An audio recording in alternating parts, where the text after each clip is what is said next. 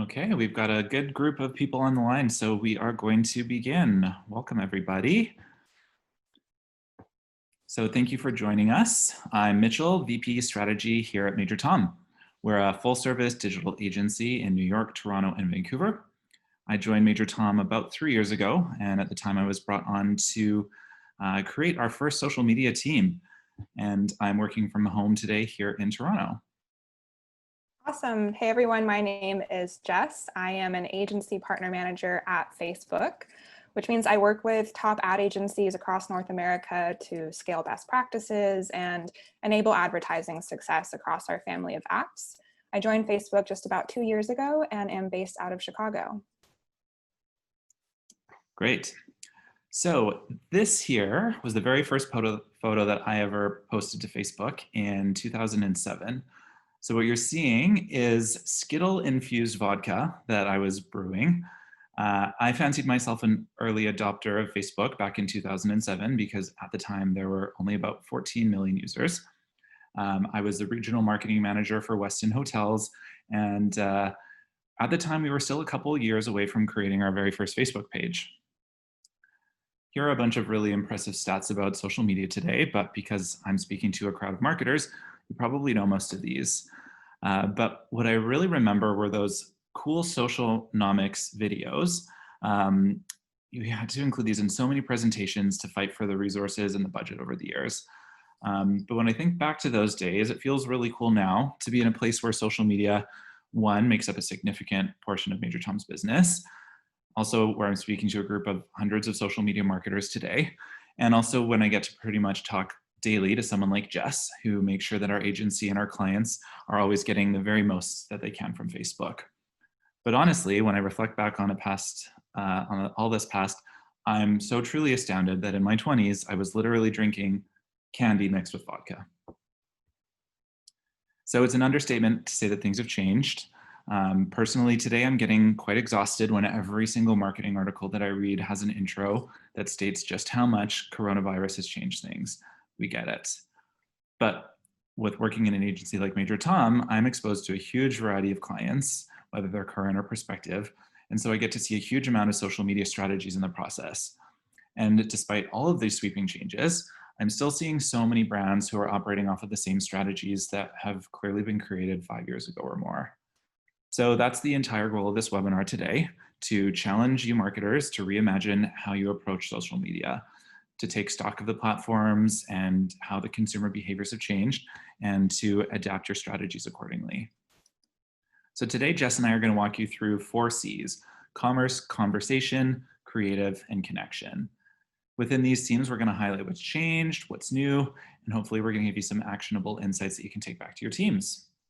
We also have a couple of guests who are going to join us who are facing some real life social media challenges of their own. So we're going to do some live strategy consultations with them, and then we hope you'll also all learn a lot in the process. After that, we're going to open up a Q&A to everyone. I'll ask you to please use the Q&A function and not the chat to make sure that we can properly field your questions. So all in, we're going to clock this webinar at about 1 hour and 15 minutes. As a reminder, this is going to be recorded and it will be emailed out to everyone who registered if they're not able to join us today. So before we begin, I'm going to do a quick Zoom poll that will pop up on your screen. We mostly just want to make sure that you're paying attention. So tell us, how would you describe your role or your life as a marketer today?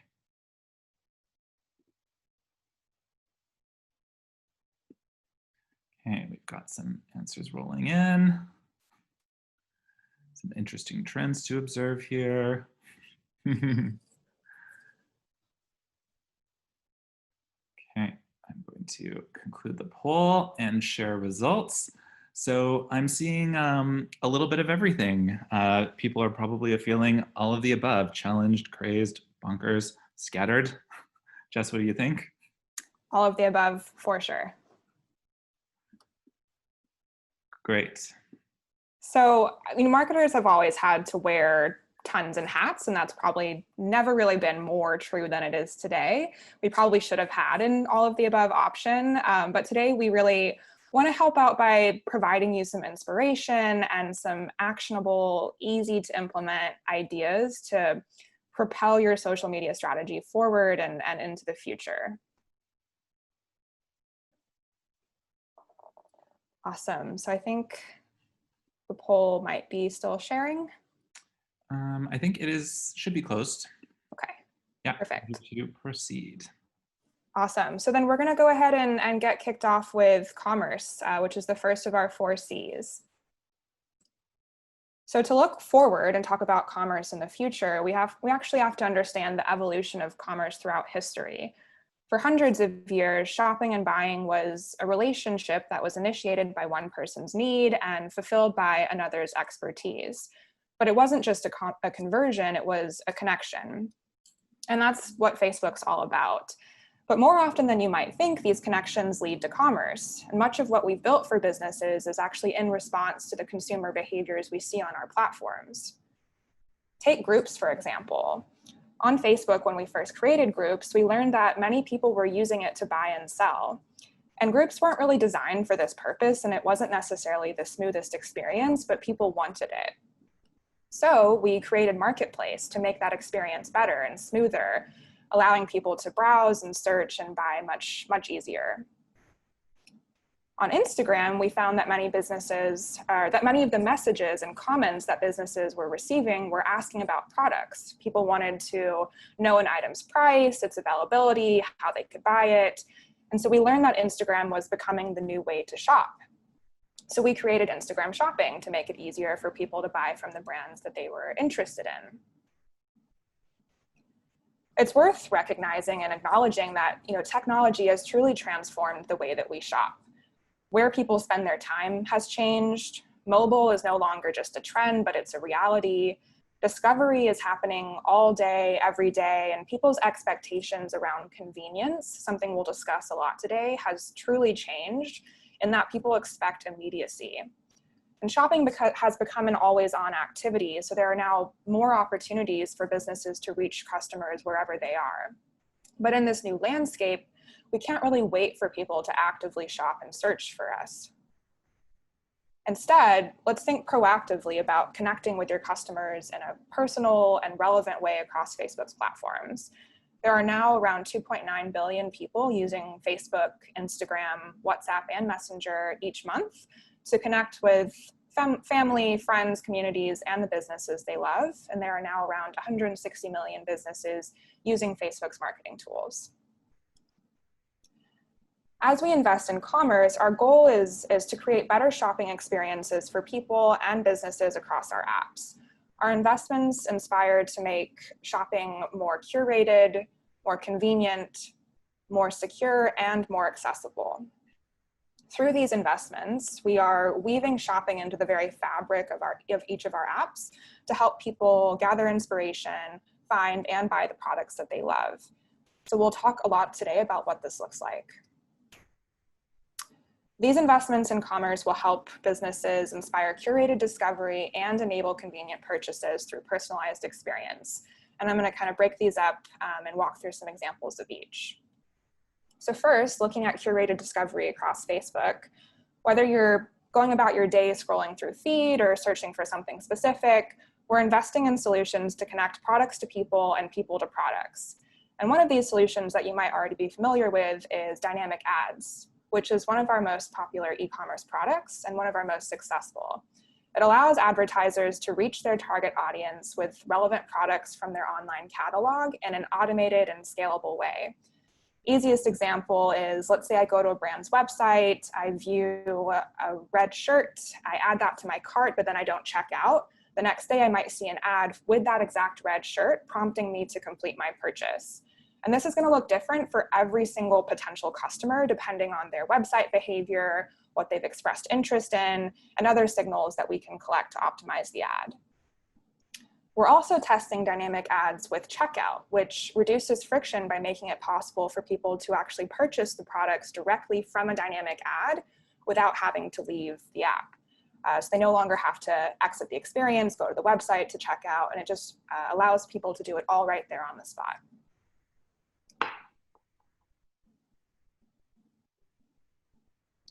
A little demo here of what these experiences look like. Also on Facebook, we see millions of interactions taking place between buyers and sellers on Marketplace every single day. Marketplace is a shopping destination where people can buy and browse products. Take Hats Unlimited, for example, which is a California-based hat retailer who started listing their hats on Marketplace through their partner BigCommerce. And through this, they saw their referral traffic from Facebook jump nearly tenfold from the previous year. And they saw a 23% increase in their baseline online purchases that were attributable to listing on Marketplace. Businesses can now actually extend their ads to Marketplace as well to reach people where they are already shopping. So Ubisoft, for example, listed their ads on Marketplace and Newsfeed to a lookalike audience, and their campaign results when using Marketplace in addition to Newsfeed delivered an incremental impact on reach and a 67% increase in their purchases. And then lastly, businesses can now extend their ads to search results to connect with people that are already in a discovery mindset with products that match their interests. For example, maybe you're searching on Marketplace for furniture for your living room, and you could receive an ad in search for coffee tables, like this Overstock example. I think the important thing to take away from this is that ads in Marketplace and search is a really unique opportunity because you're reaching people who are already in that shopping and buying mindset and then serving them a curated opportunity to shop. Switching gears over to our commerce experiences on Instagram, some of which are still in very early stages. There's, of course, Instagram shopping, which allows businesses to tag products in posts and stories. And there's Instagram shopping ads, where businesses can now run these shopping posts as ads, making it even easier to reach new target audiences. And then you can extend your ad placements to Instagram Explore to reach people that are in a discovery mindset who may be looking for something particular or maybe just to get inspired.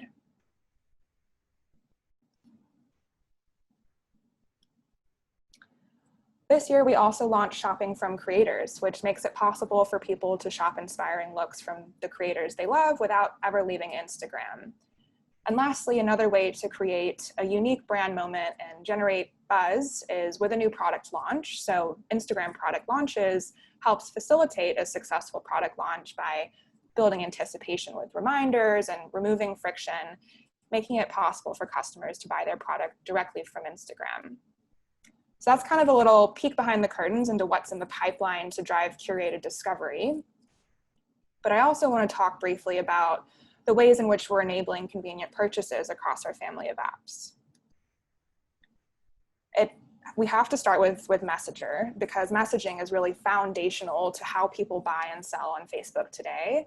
It's an important driver of convenience, but also a powerful tool for customer service and driving customers through the funnel. And we're actually going to talk about that a lot more in depth in our next section on conversation. We're also building two ways for people to buy directly on site, in addition to off-site, which is something I've alluded to a couple of times in the products that we just covered. And this is checkout on both Facebook and Instagram, which essentially just makes it quick and secure for people to buy the products they discover without having to leave the app. And lastly, Facebook Pay, where our vision is that in the future, people will be able to seamlessly make purchases, send money, and donate to causes they care about across Facebook, Instagram, Messenger, and WhatsApp with Facebook Pay. And we're working diligently to ensure that this is an incredibly secure process with fraud monitoring, 2 levels of security, encryption, and live chat support. So a lot of these investments are still in beta or may only be available in specific markets. And I know that you're probably eager to get involved. So here are a couple of ways that you can prepare so that you're ready when these opportunities do become more broadly available. First and foremost, reducing friction by having the best mobile-friendly websites, apps, marketing, and real-time communication to create a seamless customer experience. You'll see that this is kind of a theme today. Second, making shopping more personalized by using our signal tools like the Facebook Pixel to leverage customer behavior on your website so you can better understand their interests and needs. Third, automating your media so that you can focus on more strategic growth opportunities in the future. Dynamic ads is a really great example of this. Fourth, really starting to break down those organizational silos between product, marketing, loyalty, customer service.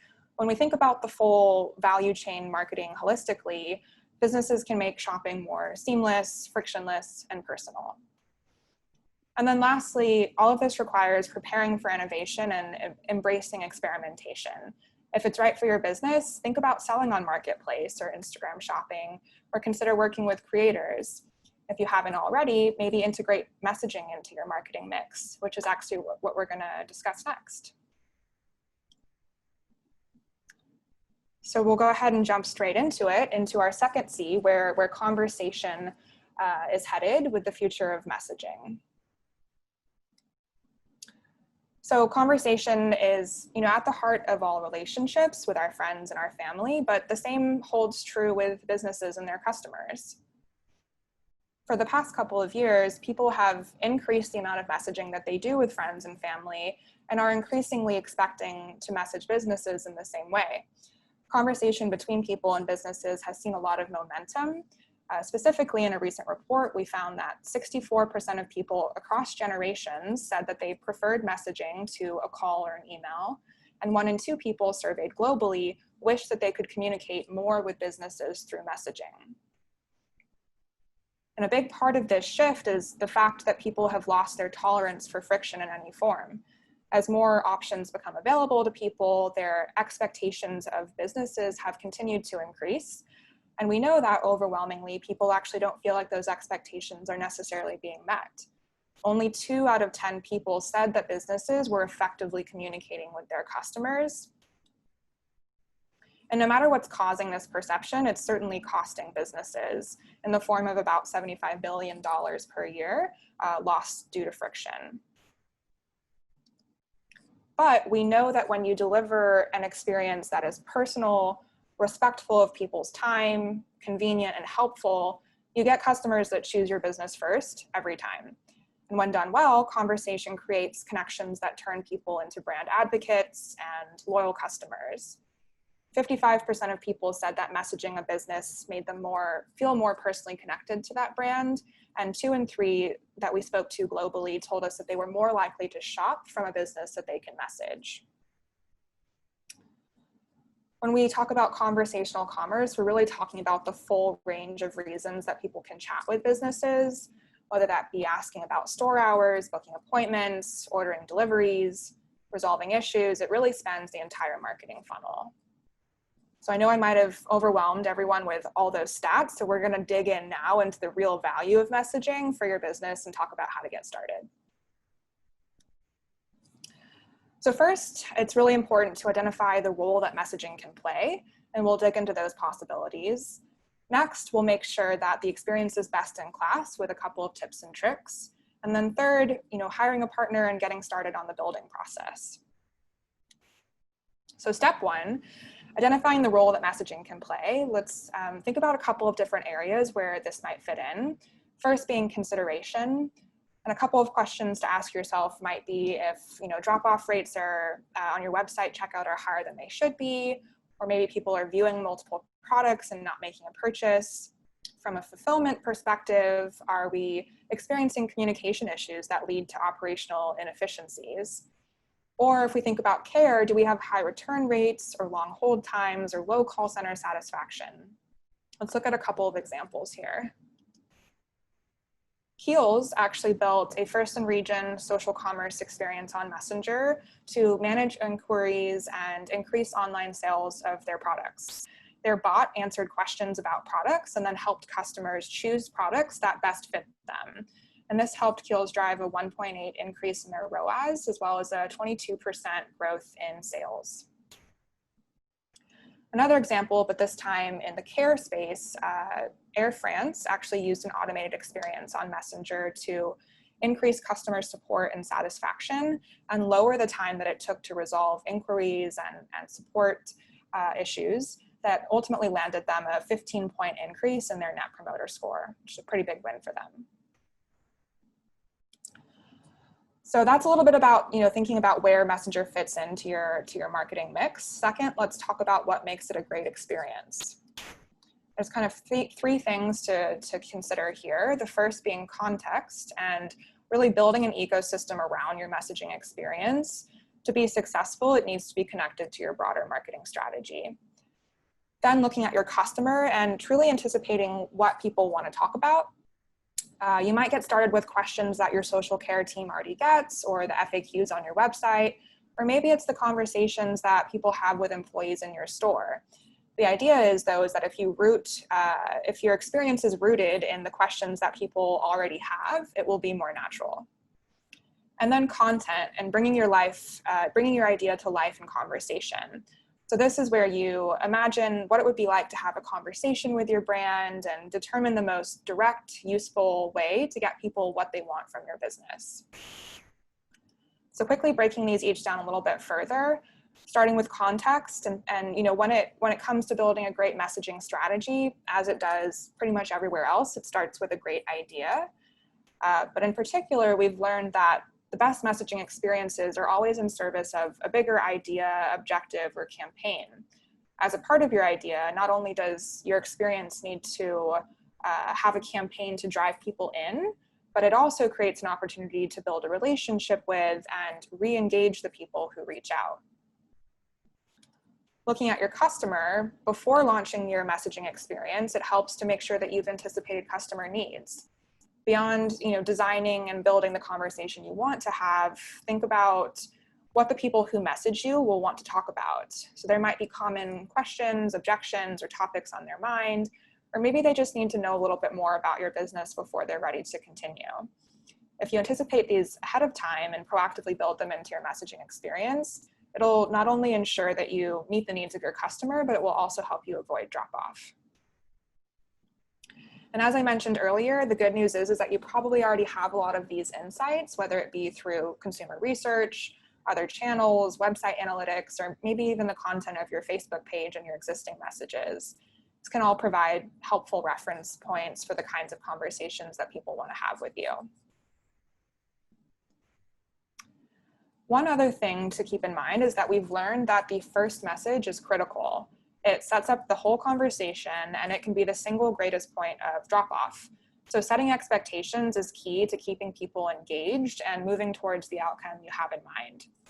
So starting with offering a clear, simple explanation of your messenger experience so that people know what to expect from the conversation, what's required of them, and what the desired outcome is. If your experience is automated, it's best to let people know how they can get help from a live agent, whether that be through the chat or via other support channels. And lastly, content. Oftentimes, we don't really think of messaging experiences as particularly creative, but we should. You can start off by thinking about your tone of voice, and there are a lot of different approaches to consider. Does it make sense to use your brand voice or maybe translate into something more conversational? You can consider having a helpful or assisting voice lead people through your experience, or maybe even bringing a spokesperson to life. You can see in the example, it makes total sense that Progressive would bring flow into their messaging experience. And then you can also think about whether or not you want to tell a story and what that might look like. And lastly, we often get a lot of questions around natural language processing or more open-ended conversations. But instead, we tend to recommend taking a guided approach to conversations, which not only keeps the conversation on rails in support of your objective, but it can be a more clear, engaging, and branded experience. To do that, you can use photos, short videos, and emoji to express yourself more creatively and efficiently on Messenger. And in Messenger, really take advantage of quick replies, carousels, and lists to provide options and guide the conversation. In this example, Happy Socks ran a campaign that drove people to Messenger, and then they were asked a couple of short questions and were given personalized recommendations, which I think is a really intuitive way to navigate a large product catalog and help people make the ideal choice. And then third, how do we get started with building out our experience? There's a couple of ways here. We can start super simple with manual, which really just involves turning on page messaging on Messenger to respond to customers manually. Or we can go with an automated experience and leverage either the automated question experience within Facebook Ads Manager, or we could partner with a developer who builds chat templates for industry use cases and objectives. Or of course, you can go the custom route and build a custom experience to engaging with a third-party developer to build, manage, and maintain an experience that accomplishes your unique business goal. So I know we've covered a lot as it relates to Messenger and conversation. So here's a quick summary. But really, this is just the beginning, because there are daily obstacles that prevent people from getting what they need from your business, which is an opportunity. So thinking critically about what stands between what people want and your answers and your business will help kind of illuminate what those next steps might be. But to keep the ideas rolling, I'm going to go ahead and hand things over to Mitchell for our third C, creative. Thank you. So 2 C's down, 2 to go. So I'm going to talk about creative to start with. I think it's really funny to us that grew up with one directional media. But when you think about it, if something looks real and sounds real, why wouldn't you expect that you could interact with it? People just have totally different expectations from content now. We're just following this consumer shift that started with consumption and is now at participation. So there's this popularity of interactive experiences like AR filters, polls on Instagram, reactions, live video, etc. And it's given us proof that these experiences are natural to the way that people want to express and connect. So what does this mean for us marketers? This shift in people's behavior leads us to a really exciting creative marketing opportunity to get people to interact and become part of our brands and part of our businesses. So we're seeing the shift in advertising media from broadcast to participation, now to full immersion. So with that in mind, I want to touch on 3 key creative areas that you should have your site set on. So the first is stories, then some talk about lightweight motion graphics, and then a personal favorite of mine, augmented reality.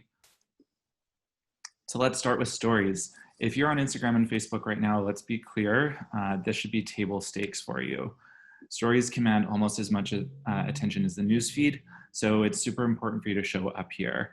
I've really loved observing that this has been a space that has seen a lot of rapid innovation and creativity. So I'll start by recommending a stories first approach. So this means adapting your creative specifically for the format, as opposed to just resizing your assets.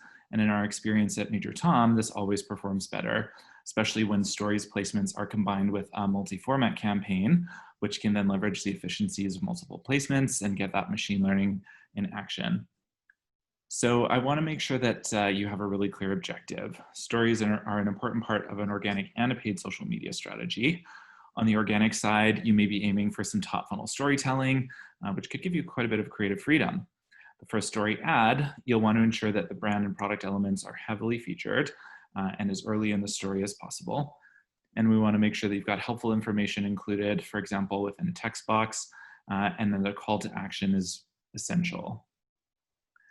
For maximizing design, like anything on digital, we only have a really short amount of time to capture attention. So think about speed within your narrative as an opportunity to capture and keep attention from the very first frame. 2 or more scenes are definitely better than 1, but don't overdo it. We want to occupy a respectful amount of real estate in the feeds of our users. And a final design suggestion is to make sure that you practice restraint. So this is true in most design philosophies and really big for me and my team, but it's really important to remember with stories as it's really easy to go nuts with your stickers and your text overlays. Speaking of stickers though, these and other native elements have really extended the capabilities of engagement to the point where I've got a whole section to talk about those. Here's an example though of a story ad that MajorTom created for Denny's. So we wanted to tempt our audience with this really beautiful visual of pancakes. We've got the Denny's logo clearly showcased, and we also added a cinemagraph style visual element, if you look closely, with just a hint of movement in that dripping syrup. And we've got the swipe up call to action here that leads users to a restaurant locator. So we've done tons of stories content for our clients, and I have to say it's been a really fun creative exercise for our teams, but so have lightweight motion graphics. So on mobile, video has proven to be one of the most engaging formats to connect with our customers. That shouldn't be a surprise for anyone on this call. But during COVID, producing video ads became almost impossible. But even before quarantine began, we were really harping on our clients to make their content more dynamic, just simply by adding some motion. And we run many different tests on the ad creative for our clients. And I can tell you that ads with motion almost always come out on top. One of the big reasons that we encourage the use of motion graphics over video is because of the reduced cost. We know that will drive business results, but it's also not going to break the bank. I guarantee that almost anyone who's on this call, on this webinar today, has at least a modest library of pre-existing photography. You can get started on some really great motion graphic assets with these. If you're producing a series of content or working on a large selection of ad creative to split test, which by the way is a really good idea, I recommend that you design in bulk. So once you've defined this common look and feel and some basic groundwork is laid, it can be surprisingly simple to apply that treatment to a larger number of assets. A word of caution here too, if this is the first time that you're employing motion or animation in your content, just like with story stickers, it's easy to go overboard. So practice restraint and make sure that you're staying true to your brand identity. Here are some great examples from our client Cactus Club Cafe. They have more than 30 restaurants across Canada. So as a restaurant business, it goes without saying that COVID hit them hard. So their entire marketing team was working from home with no ability to shoot new content. And on top of that, they had the daunting experience of pivoting the entire dine-in model to takeout only. So some really simple design work made a big difference here. On the left, you'll see a text-only graphic that required no new photography. In the middle, a short video clip was turned into a stop motion effect, which can be really eye-catching. And then on the far right, you can see a montage of some really fantastic food photography that was able to convey far more in just a few seconds than a static image would. So the content that you see here, which was leveraged for both paid and organic, significantly outperformed comparable static content. So augmented reality is something that we're really getting excited about at MajorTom. It can have powerful implications for something like an e-commerce furniture company, but it's also just really cool. And when we talk about the need to stand out in a fiercely competitive world of creative, AR experiences are memorable. Right away, I want to point out the contrast to the lightweight motion graphics that I just talked about in terms of cost and in terms of barrier to entry. AR design does take more time and more resources. And I'll also be straight up that the increased costs aren't necessarily going to correlate directly to ROI. The role of augmented reality in your content mix should be really carefully evaluated, and you'll need to ensure that you've got a strong foundation that allows for experimentation. With that said, once you have created an AR experience of some kind, ensure that you have allocated resources for it to be seen and to be used. The most effective way for your experience to reach your audience is through Facebook AR ads. So they leverage all the power of Facebook Ads Manager to make sure that they're seen by the right audience at the right time. And all of the work that you've gone into creating this AR experience can actually be seen and used and interacted with by your audience. Spark AR is Facebook's own software tool that allows you to build AR experiences. They are insanely complex to design, but this has really lowered the barrier for so many brands and individuals who want to design into this space. Here I have an example that MajorTom helped develop for an organization called Hungry to Help. This is a grassroots campaign started in Vancouver, and it connected struggling restaurants with the ability to feed frontline workers as well as communities in need. So we created a really simple AR filter here that users can apply to their Instagram stories. People already love taking pictures of their food, so we'd made this filter really easy to capitalize on that moment and help raise awareness for this cause. Moving on to the fourth and final C, connection. I have a lot of years under my belt as a social media marketer, and from a psychological perspective, it's been really interesting to see how much connection online has changed over the years. The Facebook memories notifications that I get almost daily really remind me of what a different place it can be. And as I said earlier, people have different expectations now as we follow a consumer shift from consumption to participation. But those ways of participating have changed right along with the platforms. I'm going to pick up on the topic of story stickers to give you a few more specific examples and how these apply to connection. Then we'll talk about Facebook and Instagram Live, and finally, Facebook groups for pages. So back to story stickers. We've seen a lot of success with these at MajorTom, but I'm still really surprised at how rarely brands are leveraging them. When you think back to how influential React, Comment, and Share used to be on organic social media since almost the very beginning, it's really cool for me to see how many other types of participation are available through stickers. Like most forms of engagement on social, I honestly believe that it's important to have a little bit of fun. When you can delight your audience, you've succeeded in a way. And you've heard me say, keep it simple a couple times already, but that really is the golden rule on platforms that are already bustling with activity and visual distraction. Choose no more than one engagement-focused sticker per story. And then look for ways that you can add value. I mean, this is a golden rule in content in general, but as you'll see with some of these examples I'll go into, there are some really unique ways that you can educate and inform and add value that way. So let me walk you through what MajorTom designed for our client, Praise Wine. They're a winemaker that's totally new to the category, and we've got a millennial target market in North America that we've gone after. So first, the poll sticker. This requires just a single tap for users to vote, and then they get to see the results from the question. So in this example, we asked a really simple question: which item pairs best with our Bistro Blanc, fish or cured meats? So traditionally for a white wine, the recommended pairing is fish, but of course, wine is a very subjective topic.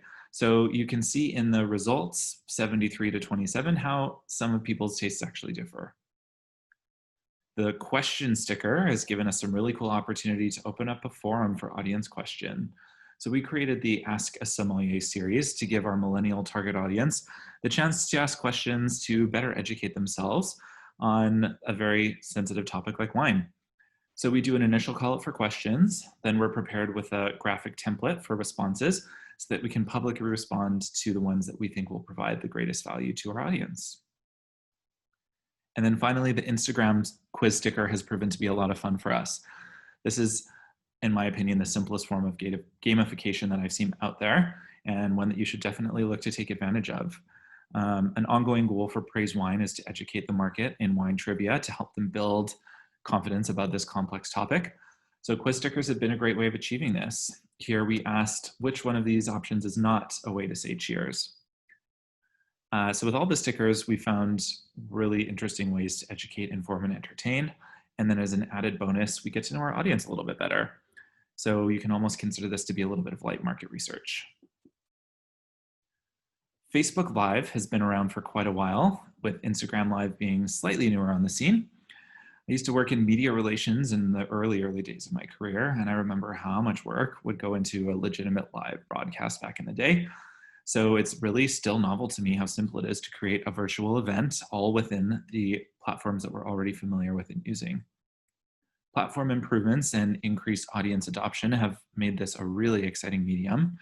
For a business, broadcasting a live feed can be a rare glimpse behind the curtain for you. It's a really unique way of candidly connecting with your audience. Striking the right concept for live will likely take a thorough brainstorming session among your team. So as always, consider your audience and your goals. How can you connect the audience to your business? How can you give them something virtually that they may not otherwise have the opportunity to experience? To date, one of my favorite ideas that we pitched at the very beginning was a very simple live feed of a popsicle just slowly melting on a restaurant patio to show how hot of a day it was. One-off live events like an opening or a launch should always be promoted in advance, and consider both organic and paid content to ensure people know exactly how to tune in. If you're doing a regular live series that's hosted at the same time each week or each month, that can really help to increase your viewership as well. And when we emphasize connection in our fourth C, I really like to bring up the notion of vulnerability. Getting to know the real you or the people behind your business can create a very special bond. Connection is also gained by interacting with your viewers who are tuning in. So user comments are a big part of both Facebook and Instagram Live. So ensure that you're building in the chance to address them during the broadcast. So a particularly successful live series we've done is for our client Zephyr Epic and broadcasting what we call a live break. So Zephyr is a distributor of sport trading cards, and they also do games like Pokemon and Magic the Gathering. So when we first started working with this client, we quickly observed how tightly knit and engaged this community was. And one of the most exciting moments for that community is the release of a new card series. So I think everyone knows that these unboxing videos have proven to be a huge YouTube phenomenon. So we had the idea to do our own version of that using Facebook Live. So the concept is pretty simple. We would open up a fresh pack from a brand new line and then reveal a single card at a time. Zephyr has a relatively small and mostly Vancouver-based following, but we were able to get thousands to tune into these regular events. They created a really great sense of anticipation and mystery, and users were really especially engaged, adding in commentary throughout the opening of the packs. And then the call to action to purchase that we accompanied it with also provided some really great returns. All right, Facebook groups for pages. For a long time, groups and pages lived in isolation on the platform, although they served kind of similar purposes. So I was really excited to see when groups for pages was rolled out. And to this day, it's one of the most underutilized tactics that I've seen personally. So groups for pages allows you to create a group within your page. So the key features here being that users can locate your group from within the page. They can see that the group is administered by the page, and then the page can post directly within the group, which is not the case for a traditional group. So I want to start by saying that not every page needs a group.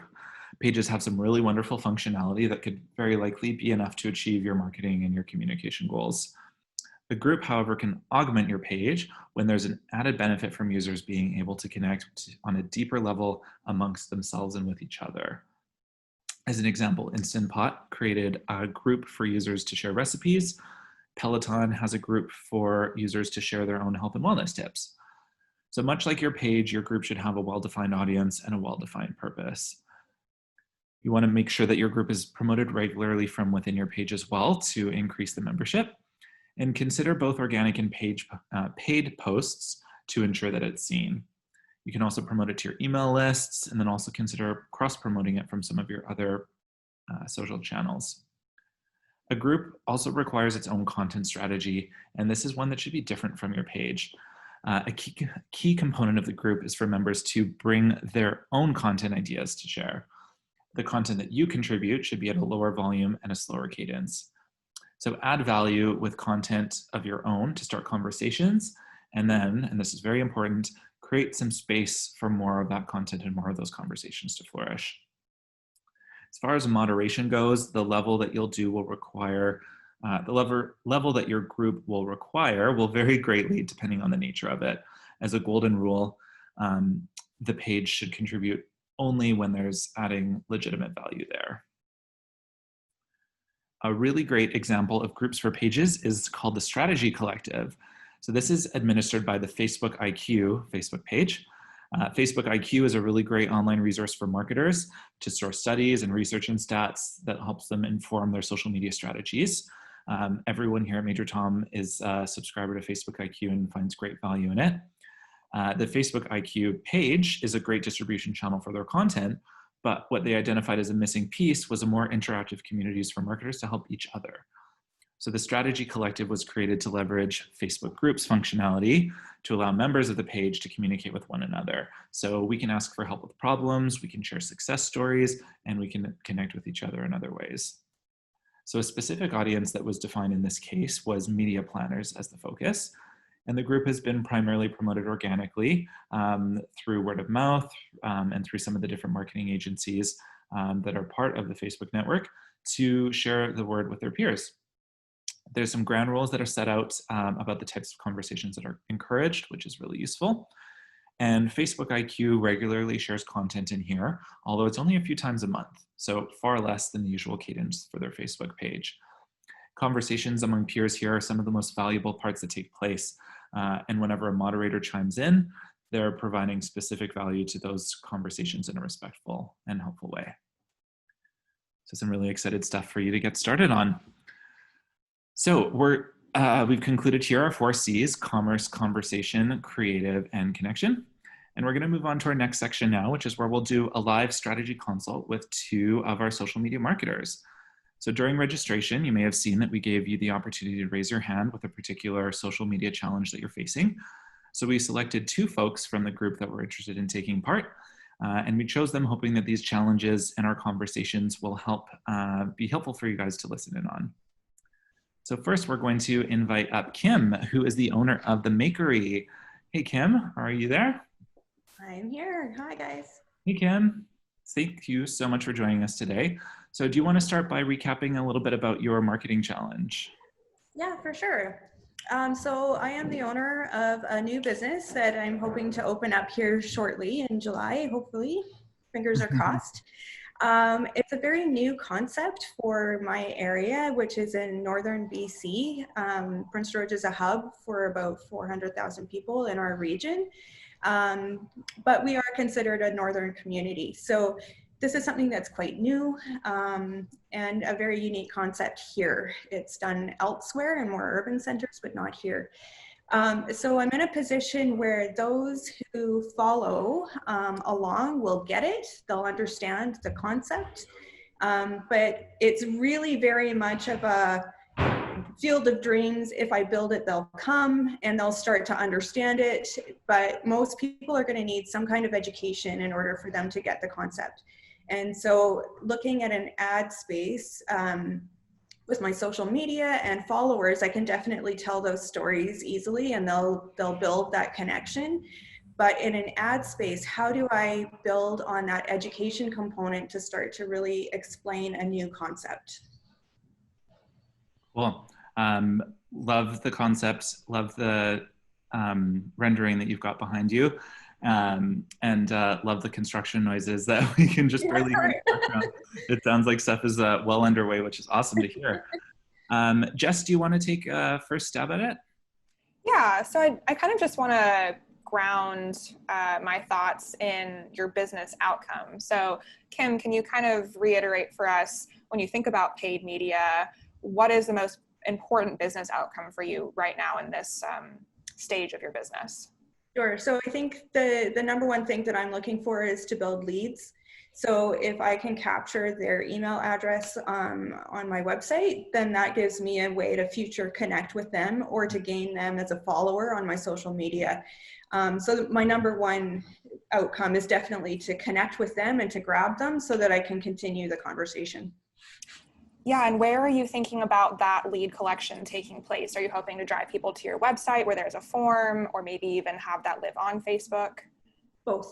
Yeah, I would say Perfect. definitely both. Yeah. Yeah, the more the merrier. So I think kind of the first thing to keep in mind here is catering your creative of each ad to its very specific purpose. So if we want to collect leads for our new store opening, explain to the consumer what benefit they're going to receive by submitting their information. So can we use, lightweight motion or, animated graphics to explain to people the benefit and the value they're going to get? If we want to drive traffic directly through our open doors, come later this summer when you guys are opened up, then consider using tools like Facebook's location structure, which actually can show people a map card with directions for how to get to the location nearest to them, or even include, your store hours and what safety precautions you guys will be taking to help people feel most comfortable visiting and know what to expect. So I think it's, there's different objectives for each purpose on Facebook, and then making the creative really agree with those objectives is the first thing I'd keep in mind. Okay. Awesome. So I was curious, Kim, when you talk about the storytelling component and how important that is to you, what's your plan for content creation? Because I could see from your website that you also have a background in illustration, which is pretty rad. Yeah, absolutely. So the content creation process that I have is very manual right now. It's pretty topical. So whatever's going on, especially as we're building, we're trying to show that process. Mm-hmm. Once we're open, I think that we'll be able to then start to gather more content that we can spread out over time. But for now, it's highly manual. Mm-hmm. So what I would love to start to see as we go forward is I do have a background in illustration and design, so I can take the photos that we collect. I love this micro motion. I'm digging it. Awesome. And figure out how to bring that into what we're doing and start to cue things up over time, so that we can spread this stuff out a little bit more. Right now, it's just every day I'm constantly snapping something and sharing. Yeah, it's, I'm sure in the pre-opening phase, there's a lot of irons in the fire, so it can probably be difficult to build out those content libraries. But when a business is open and running, one of the biggest challenges that we hear clients face is worrying about that content production while they're running the business itself.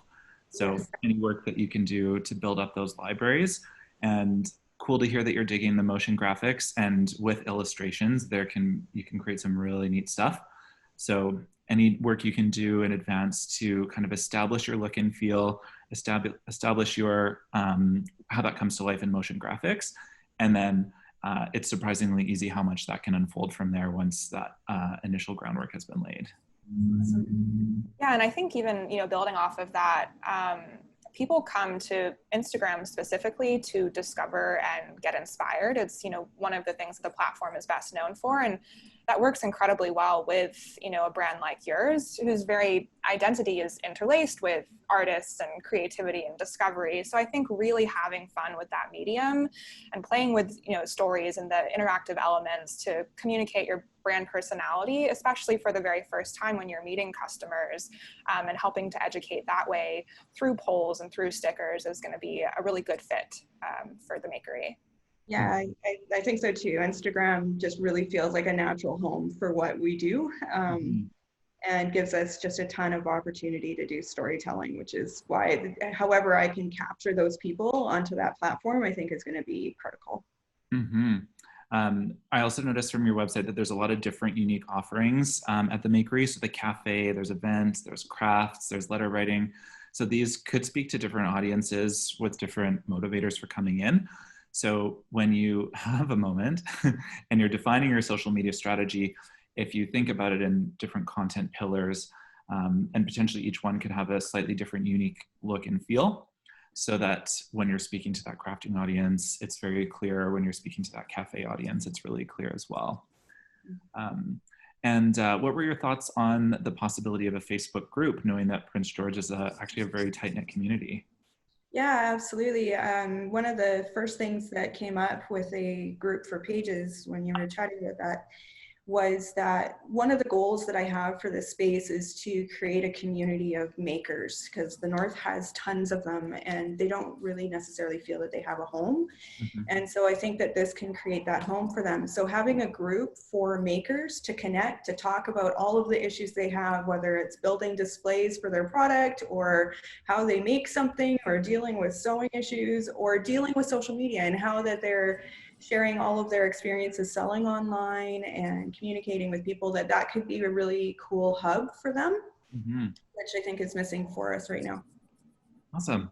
Yeah. Well, thank you for chiming in and sharing your story. Best of luck with everything at the Makery. It sounds really awesome and we can't wait to see it come to life. Thank you so much. I appreciate your time. Thanks. Sure. So next up, we have Lena. Hey, Lena. I'm here. Thank you for joining us. So Lena's representing a sculptor, Richard McDonald, who's quite famous for his work with Cirque du Soleil, dialing in from Las Vegas. So thank you again for joining us. Do you want to give us a quick intro about the business or maybe your marketing challenges? Yeah, absolutely. So hi, everyone. Thank you guys, MajorTom, for having me. Richard is a sculptor here in Las Vegas. He's based out of California, but has a partnership with Cirque du Soleil, hence why he's got the 2 locations. So given what's gone on recently with COVID, he's been very gallery based. So we have multiple galleries that sell his sculpture, but we've had to close our doors for some galleries and we're moving towards e-commerce. So, we're starting to really leverage social media, which is sort of a foreign concept to him. He's very old fashioned in that, he appreciates like customer interaction and, being in the gallery, turning the art, touching it, seeing it in person and being able to scale. He was very reluctant on how you can recreate the gallery experience over social media or over an e-commerce website. So the current challenges are twofold. One is we have a new e-commerce website where we're selling we have 2 lines of sculpture. So we have Masterwork, which is sort of the monument size sculpture. And then we have Atelier, which is what the e-commerce website is selling. So it's more of the lower tier, affordable, smaller sizes. We're not getting a lot of traffic. So that's one of our issues, and we're trying to use social media to kind of pull people in and engage them to come and buy. And then the second issue is social media. Although he's you know, internationally recognized. He's worked with Cirque du Soleil, he's worked with the Royal Ballet in London, he's worked in Asia. You know, he doesn't have that following. You know, he's got maybe 7,000 followers, which doesn't reflect, you know, how influential he is in the art world. So we're really trying to grow in that space. So I'd say those are our two main challenges. Cool. Okay, Jess, what do you think? Yeah, so I have a couple of thoughts here. Two different areas I want to dive in, being the two, you know, challenges that you outlined, one being e-commerce and one being kind of follower count. So maybe we'll start with followers, because I think there's, you know, an opportunity for us to share a little bit about how Facebook is currently thinking about this, specifically for how it relates to paid media. And this fact actually surprises a lot of people, but fans or followers are really only 1% of our consumers. They might be high value, but they actually are a very small share of our overall sales. And for a very long time, you know, followers seemed like a great way to measure campaign and creative success on Facebook. Right. But we found that there's no correlation between engagement and sales lift or awareness growth.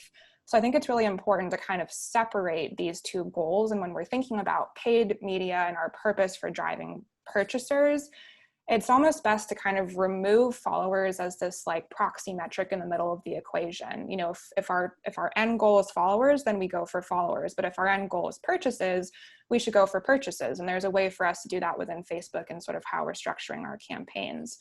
So that's kind of the first sort of distinction I would make there. But again, I do recognize that, you know, followers is important from an organic standpoint, and there's, you know, absolutely a valid strategy there, but we'll want to kind of keep that separate from paid. What are your thoughts on that? Yeah, I think it's, I think that makes complete sense because, you know, as much as we do want, you know, that organic growth and we do want to increase our following, not everybody can buy a masterwork sculpture. They range from like $28,000 to $500,000. So, you know, we're not expecting all 7,000 followers to, you know, purchase one, but, you know, we do want to at least reach them because they could be friends with someone who is in the ballpark for buying sculpture. So it's, I guess, just sort of reaching out and branching out to try and infiltrate into other markets. Definitely. And so I think that's kind of where the e-commerce website comes into play. And I think you guys, you know, it sounds like you've made a lot of progress there in the past couple of months. So thinking about how are we directing traffic to that website to, you know, to educate and to bring new people into the mix, but then also how are we actually encouraging those purchases? So would you care to tell us a little bit about your e-commerce website? And I'm curious if you're familiar with the Facebook Pixel and kind of how that fits into e-commerce. Yeah, so I'm not familiar with Facebook Pixel, so we'll start with that. That's an easy answer. In terms of the e-commerce website, we've been working on it. We've had this website for a while. The Atelier brand is very, we found that it's very popular because it is in that affordable category. So, you know, we have a larger audience in it. So we just redesigned it in the fall. So luckily we were about to launch it when COVID, you know, started and we were shutting down the galleries. So, you know, when we were designing it, we were, you know, thinking about, okay, how are we going to mimic a gallery experience? You can't touch it. How can you understand scale? How can you understand like the texture? Because, you know, he sculpts a certain way, so he kind of marks and sculpts in a way that you need to see it. You need to see it close. So how can we mimic, like, you know, being able to turn it or being able to see it at different angles? So we really invested a lot in our photography and videography and making sure everything had a 360 rotation. We are thinking about expanding into augmented reality. So thank you, Mitchell, for touching that topic. You know, we do want to perhaps invest and eventually doing AR and just, you know, being able to, like, you know, you move the screen around to be able to zoom in and be in the gallery, even if it is virtually. So that's all we've done so far, you know, the standard shopping cart. And yeah, that's it. Well, that's not all, that's a lot. Very, very, far into that journey, it sounds like. From an e-commerce perspective, that Facebook Pixel, that kind of buzzword that I mentioned there, is actually going to be really, really integral to the success, I think, of this website.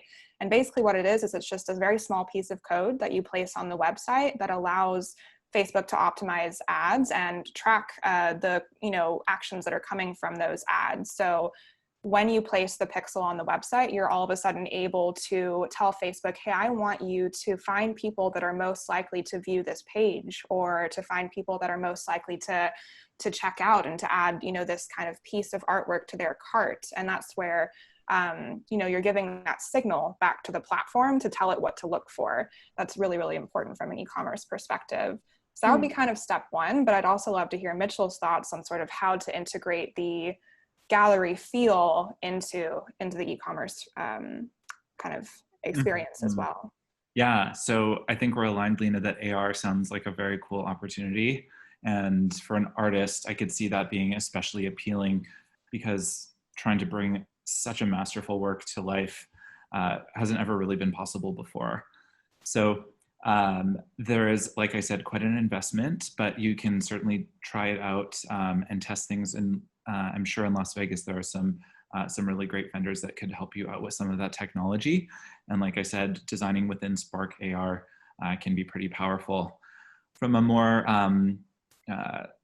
lower barrier to entry perspective, Instagram stories are really fantastic as well. And I'm sure you're leveraging those in certain ways. But I would suspect that even within your community, that people are going to consume more content from the stories than they would from your feed. So just making sure that you prioritize that in such a way when you're producing and planning your content. Whereas stories can be a bit of an afterthought once you figured out that perfect feed look. I would encourage you to track the analytics from your stories, see if that is indeed the case, and then design accordingly. Nice. And also, last thing I would add would be maybe to consider the occasional, Facebook, Instagram lives to give people sort of that more immersive and engaging experience. You said Richard likes to do a lot of one-on-one and, engage directly with his customers. There's, a way to maybe do that and even reach, a little bit more scale through a live broadcast. Yeah. I think I have one caveat to add to this is, some of these techniques, most of our audience is in the older age spectrum. So mid 40s to, late 60s. It's sort of our like sweet spot customer base for at least like Masterworks. At Atelier, we can go, maybe 30s and above. So how can maybe we capture the attention, with some of these tools with like an older age group? That's interesting. My first thought there is that you'd be surprised at how online behaviors are evolving with an older demographic and how much COVID has accelerated that. So before making too many assumptions, being able to experiment and see how that particular demographic responds might surprise you. Okay. Yeah, you really can't underestimate, the people across generations and how they're sort of interacting with the platforms. A lot of the stats that we shared today were, across all age ranges, and people are wanting to message businesses and are wanting to engage with businesses and things like that. So it's a very valid concern, but actually, I don't know if it's necessarily proven out. Okay, cool. Thank you, Lena, for sharing your marketing challenge and also some very impressive works of art from Richard. We appreciate your time today. Thank you so much, guys. Thanks. Thank you too. Okay, so those are our two strategy consults. We hope that was helpful and beneficial for some of the people listening in, but we are going to move to the Q&A. So thank you to lots of people who have added some of their comments and suggestions. I'm going to start with the first question here. Let's see. How will consumers adapt their shopping habits in this changing landscape? Jess, why don't you take a crack at that?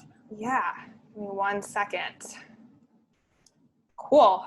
So this is, the question of the hour, and there's a lot of research that we've done here. I want to start just by saying that e-commerce has accelerated across audiences and categories, and something that Mitchell just alluded to is that restrictions on brick and mortar retail have introduced new audiences and older consumers and different category buyers to online shopping platforms seemingly overnight. For people that used to do the majority of their shopping in person, they're now learning how to do that online. So optimizing your digital experience to help get those new customers across generations accustomed to online shopping, and then offering added convenience as well as, top-notch customer service to retain them. Because one of the other things that we've seen is that with this transition online, loyalty has taken a slight dip because it's a lot easier for people to be exposed to, different digital competitors. So making sure that your experience is one that's hard to leave and that has as little friction as possible is going to help you avoid losing out on any of those customers. Other thoughts here, community commerce is something that we talked a little bit about, which is essentially the idea of bringing social features to online shopping. So reviews and recommendations, things that people are missing from the benefits of the in-store experience. So tap into those online shopping communities, build your own communities by offering, value in the form of tips and tricks, or supporting, similar causes and values that your customers are interested in, is going to be a really great way to bridge this gap. And the last thing I'll add here is that, while it's really important to pivot while doors are closed and while brick and mortar retail is limited, think about communicating those exact same benefits of in-store when you do reopen your doors, because that's going to attract back all of those customers that were missing that, and it's going to be, the reason why they're excited to rejoin. Interesting. Yeah, those are some definite new consumer behaviors and perspectives. Everything that we're seeing is that these are not just moments, like this is a change that, and a change in habits that I think is here to stay. We're seeing a huge new group of digitally savvy shoppers emerge. And sort of to Lena's point, maybe some unexpected demographics that are now a lot more digitally savvy. What I wanna really hit home is that a brand's online reputation is gonna be so much more important than ever. Reviews are gonna be readily available on a huge number of platforms. I remember I just moved to this neighborhood that I live in now right before quarantine happened. I was ordering Uber Eats, I was looking for Thai restaurants, and the single deciding factor was the star rating because there were so many to choose from. So make customer service a top priority operationally, and then from a marketing perspective, ensure that your online reviews are really closely monitored and always responded to. Okay, another question here. With the COVID-19 pandemic, what are the trends we are seeing from brands that are now adopting an e-com presence, specifically as it relates to marketing tools or campaigns? Yeah, so we touched a little bit on the trends and the shifts in that last question, but this one's asking a little bit more about tools, it sounds like. And again, that all comes back down to signal. We talked a little bit about the Facebook Pixel and how essential that is for e-commerce. And it gives you access to, tracking and to optimizing and to high quality audiences, because you're able to build audiences based off of the actions that people are taking on your website. And then campaigns should also embrace this concept of automation and a term that we actually call liquidity, which is all around ensuring that every dollar spent is on the most valuable impression. And the way that's done is through introducing flexibility into your campaigns. Mm-hmm. So allowing the ad to show in the placement where your ideal customer is most likely to spend time at that given moment, rendering the format of creative that's going to connect best with your user, and allowing flexibility. For some person that might be a static image, for many it might be a video, for others it could be a carousel. And then allowing the budget that you allocate for each campaign to flow dynamically between your best performing audiences and assets is also going to be really important. Cool. I would say in terms of what trends are we seeing from brands, at MajorTom, we're spending a lot of time with our clients to ensure that frictionless experience. That's something that you touched on earlier, Jess. It's so important throughout that entire journey from when they first see an ad and then all the way through to their checkout. So we're looking for those friction points on their website. We're looking for them in every marketing tactic. And so if e-com is new in any way, this is a super important exercise to make sure that there's like no reason to abandon your journey. Okay, I bet we've got time to squeak in one more question and then we're at our hour and 15. So this one I liked. Now that most businesses are online, the social media strategy and creativity seems to be saturated. People are witnessing the same kind of content and creatives every time. What should the focus be now that competition has grown? So what we encourage you to do today, I think, is to step back and revisit your whole social media strategy. I liked this question though, because this person's thinking critically about the role that content plays. We do face a lot of competition, certainly more than ever, but I think there's always room to stand out. It's just a matter of like really getting creative. And I know I'm speaking from an agency perspective, but these are actually really exciting challenges that our creative team here lives for. So I know that some of our most exciting ideas will come from when we're brainstorming and when we're working with a new client who honestly maybe just doesn't stand out or maybe doesn't have something that unique to offer. So to this person, I would say, don't get discouraged, but definitely spend the time to dig deep into your creative ideas. Yeah, and I would just add that you're absolutely right. People actually scroll through 300 feet of content on feed every day, which is equivalent to the height of the Statue of Liberty. People also process information with incredible speed, which is probably why they can get through so much every day. So how do we stand out? We talked about it a lot today. Motion is one of the easiest ways to catch people's attention. And then making it easy to understand and easy to act. As consumers, we don't really want to think too much about what's being asked of us in an ad. So if you communicate your benefit really clearly and succinctly, and then include a call to action that is also very clear and succinct, you're going to make your ads work a lot harder for you. Great. Okay, well, that's our time. I think we're going to need to wrap now. So thank you everyone who has attended today. Thank you to everyone who asked questions. I'm sorry that we didn't leave enough time to get to all of them. But this webinar recording will be emailed out along with a link to a bit of a recap and maybe some additional resources that might be able to help you as you further your social media strategy. And Jess, thank you so much for partnering with us for this webinar today. It's really awesome to have you and to have Facebook as our BFF. My pleasure. I'm really hoping that you guys all got inspired and are thinking about the next steps in your social strategy. And thank you for the opportunity to speak to you all today. Wonderful. Okay, thanks again, everyone. Take care.